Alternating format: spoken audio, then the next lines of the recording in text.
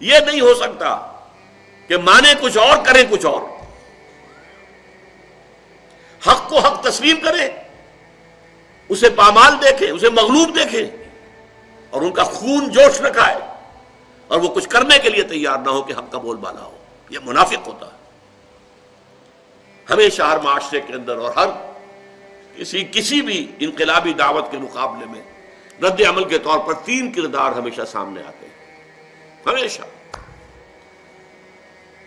جب حضور کی اپنی دعوت جو ہے وہ اس سے مستثنا نہیں تو اور کون سی دعوت مستثنا ہوگی؟ اگر وہاں منافقین تھے تو یہاں کیوں نہیں ہوں گے؟ 3 ہوتے تھے.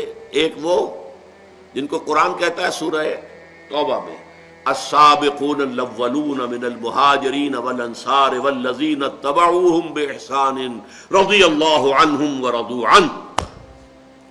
یہ وہ لوگ ہوتے ہیں جنہوں نے حق کو قبول کیا تو اب ہر چہ بعد آباد جو ہو سو ہو، جان جاتی ہے جائے، مال جاتا ہے جائے، ہر چہ بعد آباد ماں کشتی درآب انداختیم، ہم نے تو اپنی کشتی جو ہے دریا میں ڈال دی. اب یہ کشتی تیرے گی تو ہم تیریں گے اور جئیں گے، یہ کشتی ڈوبے گی تو ہم ساتھ ہی ڈوبیں گے. ہم اس کشتی کو چھوڑ کر بھاگنے والے نہیں ہیں. ہر چہ بعد آباد جو ہو. یہ ایک کردار ہوتا ہے. دوسرا کردار اس کے برعکس ہوتا ہے، جو مخالفت میں اڑ جاتا ہے، ڈٹ جاتا ہے، اپنے باطل نظام کو، باطل اعتقادات کو، باطل نظریات کو پروٹیکٹ کرنے کے لیے میدان میں آ جاتا ہے، مقابلے میں آ جاتا ہے. جیسے ابو جہل آ گیا، ابو لہب آ گیا، ولید بن مغیرہ آ گیا، عقبہ ابن ابی معیط آ گیا. یہ سب کون ہیں؟ یہ بالکل اپوزٹ کیٹیگری ہے، لیکن یہ کھلے دشمن ہیں، سامنے سے وار کرتے ہیں، ان سے بچنا آسان ہے.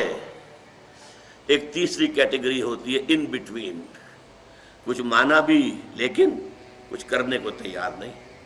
جان پیاری ہے، مال پیارا ہے، بچ بچ کے چلو،